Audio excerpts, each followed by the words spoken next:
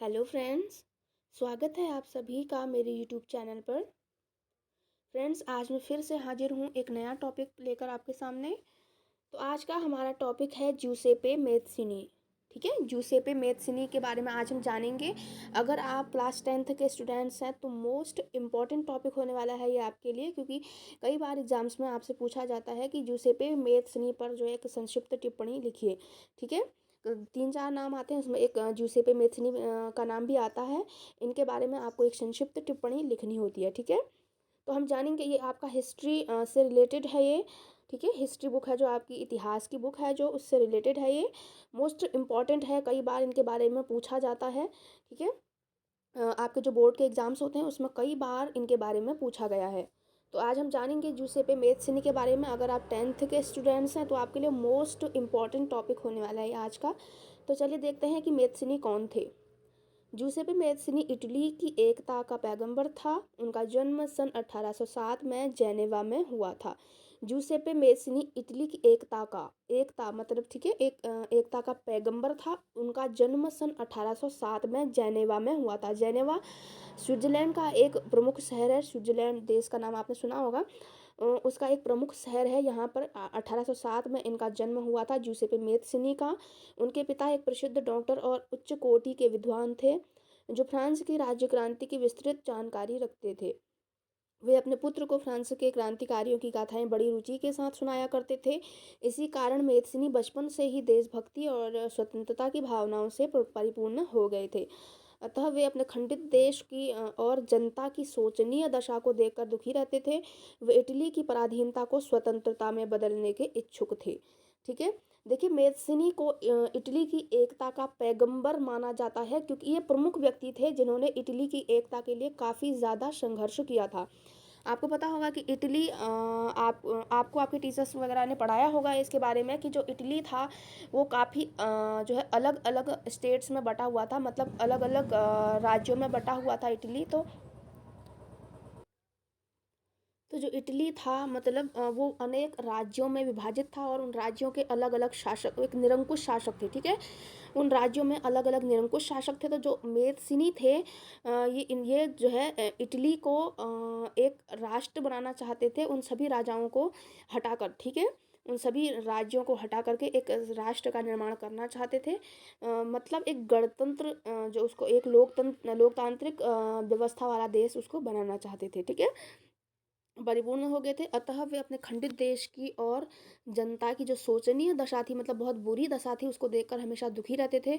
वे Italy की पराधीनता को स्वतंत्रता में बदलने के इच्छुक थे। पराधीनता का मतलब होता है गुलामी। ठीक है, जो इटली की जनता थी वो गुलाम थी वहाँ के जो शासक थे उनकी। ठीक है, वहाँ के जो शासक थे, जितने भी उन राज्यों के, इटली की जो के जितने भी रियासतें थी, जितने भी राज्य थे इटली में, उन सभी के जो शासक थे वो काफ़ी निरंकुश थे, स्वेच्छाचारी शासक थे, अपने मनमर्जी से वहाँ पर शासन चलाते थे।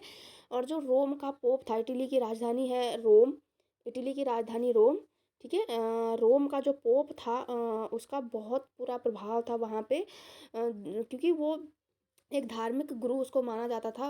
उसके हिसाब से ही जो वहाँ के शासक थे वो शासन किया करते थे इटली की जनता पर। ठीक है, आगे देखिए, शिक्षा प्राप्त करने के बाद मेदिनी ने एक इतिहास साहित्यकार बनने का निश्चय किया था।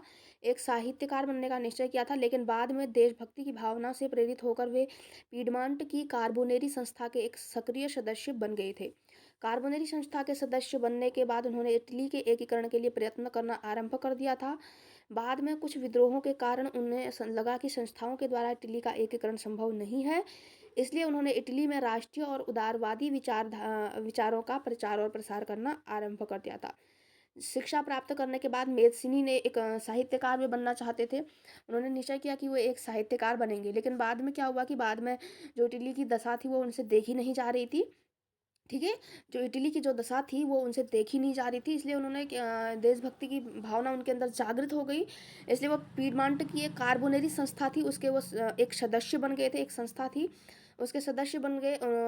इसके बाद उन्होंने इटली के एकीकरण के लिए, उसका सदस्य बनने के बाद उन्होंने इटली का एकीकरण करने के लिए, मतलब इटली को एक राष्ट्र, एक गणतंत्र या एक लोकतंत्र राष्ट्र बनाने के लिए उन्होंने काफ़ी ज़्यादा प्रयास किए। लेकिन बाद में उन्हें पता चला कि उनको लगा कि क्योंकि बाद में कई सारे विद्रोह होने लगे इन सब चीज़ों से, क्योंकि इटली के एकीकरण के लिए काफ़ी ज़्यादा प्रयास वे कर रहे थे, और इससे क्या हुआ, वहाँ पे काफ़ी ज़्यादा विद्रोह होने लगे। तो उन्हें लगा कि ये ऐसी संस्थाओं के द्वारा जो है इटली का एकीकरण संभव नहीं है, इसलिए उन्होंने इटली में राष्ट्रीय और जो उदारवादी विचार थे उनका प्रचार और प्रसार आरंभ कर दिया था। 1830 की क्रांति में मेदिनी ने महत्वपूर्ण रूप से भाग लिया था।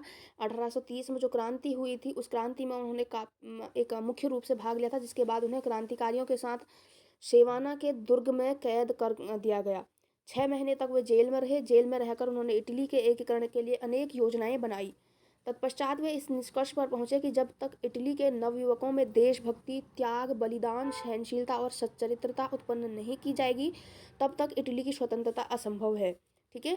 उनको जो है 1830 की एक क्रांति हुई थी। 1830 में इटली के एकीकरण के लिए क्रांति हुई थी, तो उसमें उन्होंने महत्वपूर्ण रूप से भाग लिया था, जिसके बाद उनको क्रांतिकारियों के साथ, जितने क्रांतिकारी थे उनके साथ वहाँ पे जेल में कैद कर दिया गया। 6 महीने तक वे जेल में रहे थे।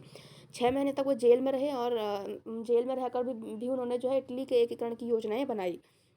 उनको ऐसा लगा कि जब तक इटली के जो नवयुवक हैं उनमें देशभक्ति और त्याग, बलिदान, सहनशीलता नहीं उत्पन्न की जाएगी, तब तक जो है इटली का एकीकरण संभव नहीं है। ठीक है। यंग इटली नामक संस्था की स्थापना। 6 महीने की कैद के बाद उन्हें देश से निकाल दिया गया था। 6 महीने वे जेल में रहे, उसके बाद उनको देश देश से निकाल दिया गया था। उसके बाद 1832 में उन्हें फ्रांस के मार्शेलीज नगर में यंग इटली नामक संस्था की स्थापना की थी। देखिए, यंग इटली नामक संस्था थी एक। इसकी स्थापना किसने की थी? कई बार ये आपसे एक शॉर्ट क्वेश्चन के रूप में आपसे पूछा जाता है कि यंग इटली नामक संस्था की स्थापना किसने की थी, तो आपको आंसर में लिखना है ज्यूसेपे मेत्सिनी। ठीक है, ज्यूसेपे मेत्सिनी ने इस यंग इटली नामक संस्था की स्थापना की थी। 6 महीने की कैद के बाद उन्हें देश से निकाल दिया गया था। 1832 में उन्होंने फ्रांस के मार्शेलीज नगर में यंग इटली नामक संस्था की स्थापना की। मार्सेलीज नगर में इन्होंने यंग इटली नामक संस्था की स्थापना की थी। इस संस्था का उद्देश्य क्या था? इस संस्था का उद्देश्य था गणतंत्र और राष्ट्रीय आदर्शों का प्रचार प्रसार करना। ये यंग इटली नामक एक संस्था उन्होंने बनाई थी। इस संस्था का जो उद्देश्य था वो था गणतंत्र और राष्ट्रीय आदर्शों का प्रचार प्रसार करना। ठीक है, प्रचार प्रसार करते थे। ये गणतंत्र और राष्ट्रीय आदर्श जो थे उनका प्रचार प्रसार करने लगे। क्यों? ताकि लोगों में, या जो युवा पीढ़ी है वहाँ की, उनके अंदर देशभक्ति की भावना जो है जागृत हो जाए। ठीक है। इस संस्था में मेदिनी ने इटली के वीर, साहसी, चरित्रवान और सैनिक कार्यों में दक्ष नवयुवकों को भर्ती किया। इस संस्था में 40 वर्ष तक की आयु वाले व्यक्ति सदस्य बन सकते थे, और सदस्यता ग्रहण करते समय उन्हें एक यह शपथ लेनी पड़ती थी कि मैं इटली को स्वतंत्र करवाने और इसमें गणतंत्र की स्थापना के लिए अपना सब कुछ न्यौछावर कर दूंगा। यंग इटली नामक संस्था की स्थापना इन्होंने की। इस संस्था का मुख्य उद्देश्य था जो गणतंत्र और राष्ट्रीय आदर्शों का प्रचार प्रसार करना संपूर्ण यूरोप में या फिर संपूर्ण इटली में, ताकि जो है लोगों के अंदर राष्ट्रीयता की भावना जागृत हो जाए। इस संस्था में मेदिनी ने जो इटली के वीर, साहसी जो लोग थे, चरित्रवान और सैनिक कार्यों में दक्ष जो लोग थे उनको भर्ती किया। और इस संस्था में जो है 40 वर्ष तक के लोग जो है सदस्य बन सकते थे इस संस्था के। ठीक है, 40 वर्ष जिनकी आयु है, 40 वर्ष तक जिनकी आयु है वो लोग इसमें सदस्य बन सकते थे, और सदस्यता ग्रहण करते समय उन्हें यह शपथ लेनी पड़ती थी कि मैं इटली को स्वतंत्र करवाने और इसमें गणतंत्र की स्थापना के लिए अपना सब कुछ न्यौछावर कर दूंगा। ठीक है, आगे देखिए। इस संस्था ने इटली की जनता में आत्मगौरव, देश प्रेम, नैतिक उत्साह और कर्तव्य परायणता आदि कुछ उच्च कोटि की भावनाओं का प्रसार किया। इस संस्था को ईश्वर और जनता, गॉड एंड पीपुल की संज्ञा दी गई थी। इस संस्था ने इटली की जनता में आत्मगौरव, देश प्रेम, नैतिक उत्साह और कर्तव्य परायणता आदि उच्च कोटि की भावनाओं का प्रसार भी किया था। मेदिनी ने अपने क्रांतिकारी सिद्धांतों का इतनी तेजी के साथ प्रचार किया कि वह इटली का सर्व प्रमुख नेता और सच्चा देशभक्त माना जाने लगा। उसके आदर्शों से प्रेरणा लेकर यूरोप के विभिन्न देशों ने अपने यहाँ यंग इटली, यंग इंग्लैंड तथा यंग आयरलैंड आदि संस्थाएं स्थापित की और अपनी स्वाधीनता के लिए प्रयत्नशील हो गए। मेदिनी अपने विचारों का प्रचार करते रहे। 1807 में उनके प्रयत्नों के बावजूद सिसिली के रिजो, रासनलिपिलो, प्लम्बर आदि स्थानों में क्रांति हो गई, लेकिन इन विद्रोहियों को अपने उद्देश्य में सफलता नहीं मिल सकी। इसी प्रकार मेज़्ज़नी को अपनी कल्पनाओं और आदर्शों के अनुकूल इटली के गणतंत्र की स्थापना में सफलता नहीं मिल सकी। अंत में 1872 में इस महान देशभक्त की मृत्यु हो गई थी। अतः कहा जा सकता है कि मेज़्ज़नी ने इटली के एकीकरण के लिए कई प्रयास किए, लेकिन इतने प्रयासों के बावजूद भी उन्हें किसी प्रकार की सफलता नहीं मिल सकी। वास्तव में वे इटली की स्वतंत्रता के पैगंबर और राष्ट्र निर्माता थे। देखिए जुसेपे मेज़्ज़नी थे, उनको स्वतंत्रता के पैगंबर और राष्ट्र निर्माता कहा जाता है, ठीक है? क्योंकि जो यूरोप था वहाँ पर पोप का बहुत बुरा प्रभाव था, यूरोप के सभी देशों में, चाहे इंग्लैंड हो, आयरलैंड हो, फ्रांस हो, इटली हो, चाहे कोई भी देश हो इंग्लैंड के, वहाँ पे पोप का काफ़ी बुरा प्रभाव था वहाँ पे रोम के पोप का। और जो वहाँ पे निरंकुश शासक थे उन सभी देशों में, इंग्लैंड, आयरलैंड, फ्रांस, इटली, जैसे इटली, जर्मनी, इन देशों में जितने भी शासक हुआ करते थे काफ़ी निरंकुश हुआ करते थे और पोप के अधीन रहकर वो कार्य करते थे, ठीक है? और जो पोप था वो काफ़ी ज़्यादा वहाँ पे लोगों के ऊपर अत्याचार करता था, वहाँ की जनता पर, क्योंकि वो एक धार्मिक नेता था। इसलिए जो जूसेppe मेथ्नी थे, इन्होंने विशेष रूप से इटली की एकता के लिए काफ़ी ज़्यादा प्रयास किए, ठीक है? जूसेppe मेथ्नी ने इटली की एकता के लिए काफ़ी ज़्यादा प्रयास किए। इन्हें प्रमुख नेता माना जाता है इटली की के एकीकरण का, ठीक है? इटली के एकीकरण में इन्होंने अपना महत्वपूर्ण योगदान दिया है, इसलिए मोस्ट इम्पॉर्टेंट है। अगर आप क्लास 10th के स्टूडेंट्स हैं तो इसको एक बार अच्छे से देख लीजिएगा। ये मैंने आपकी ही बुक से लिया हुआ है, ठीक है? मैं कोई अलग से नहीं बता रही हूँ आपको, मैंने आपकी बुक से ही ये लिया हुआ है, आपकी बुक से ही मैंने लिख करके यहाँ पे लाई हूँ मैं। कई सारे स्टूडेंट्स के पास जो है बुक्स वगैरह नहीं होती हैं, और आजकल तो मोबाइल फ़ोन हर किसी के घर में होता है, इसलिए जो है मैं ये आपके बुक से ही यहाँ पे ले करके आई हूँ। मोस्ट इम्पॉर्टेंट है ये, अगर आप 10th के स्टूडेंट्स हैं तो इसको एक बार अच्छे से देख लीजिएगा, ठीक है? जूसेppe मेज़्ज़नी का जन्म जेनेवा में हुआ था सन 1807 में। उनके पिता एक उच्च कोटि के विद्वान थे, डॉक्टर थे, जो फ्रांस की राज्य क्रांति की विस्तृत जानकारी रखते थे, ठीक है?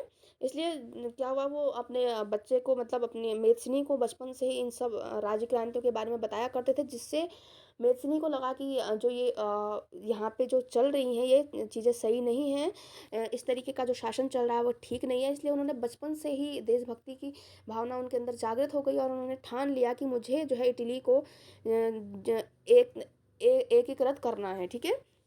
लेकिन फिर भी ये अपने उसमें सफल नहीं हो पाए। इन्होंने काफ़ी प्रयास किया इटली की एकता के लिए, लेकिन ये सफल नहीं हो पाए, ठीक है? ये मोस्ट इंपॉर्टेंट है, जिसे मेथ्नी से रिलेटेड आप एक बार इसका स्क्रीनशॉट ले लीजिए।